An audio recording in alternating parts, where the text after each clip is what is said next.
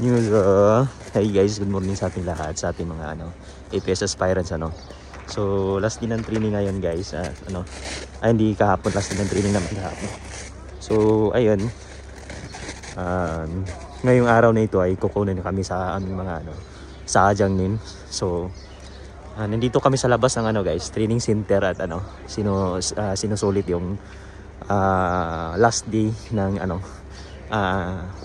stay namin dito sa training center.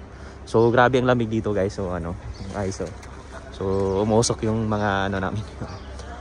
Ayun parang nagbibip. So naligo kasi ako kanina guys, kaya mas lalo akong ginamigan, kaya gumagamit ako ng scarf saka yung pangtinga na So grabe yung kapal pa ng snow dito guys, kaya sobrang lamig. So sa ating mga guys, paulit-ulit ko sinabi sa ating mga APS aspirants, galingan nyo din sa pag-aaral ng Korean language, dahil para maipasa natin yung exam dahil yan yung unang susi guys para makapunta dito sa South Korea. So galingan natin sa pag-aaral. So marami kami dito guys, hinihintay lang namin yung bawat sadyang nim namin na susunduin na kami dito. So salamat sa guys sa suporta nyo sa aking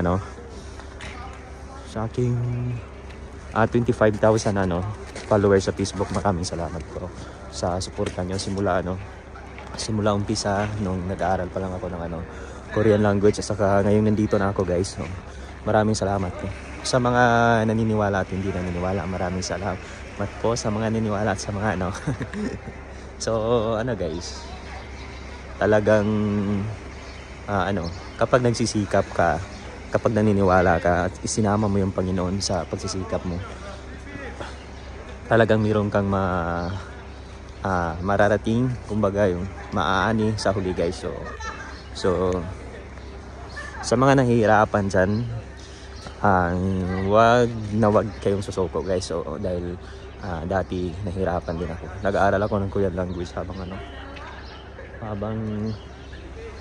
habang nagtatrabaho.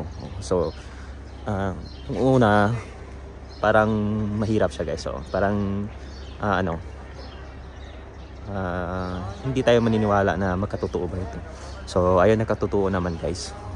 Sa awa ng Diyos, parang kailan lang na nag-aaral ako, nag-exam ako, nagpa-process ako ng medical, ng visa, saka ngayon nandito na ako guys.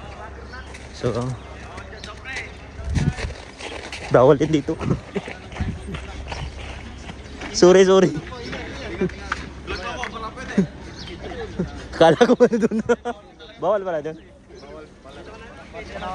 Wala ka nang kasama doon. Oo. Last day pa naman Hindi mo mailabas na. So bawal pala doon kaysa pinagpistuhan natin So kamusta? Last day na ngayon. Excited ba sa sa Jiangnin natin Excited naman. Ngayong araw na magsisimula yung totoo nating laban. Anong masasabi niyo sa mga APS aspirants na mag-exam ngayong March 3? Mga mag-exam dyan, palagi nyo lang galingan. Ayun. Tuloy-tuloy nyo lang, mahaba lang yung proseso, pero pag nagtyaga kayo, makakarating kayo dito. Ayun. Anong pangalan mo, pre? Ako po si Ian. Ayan. Yan si pare yung mataas.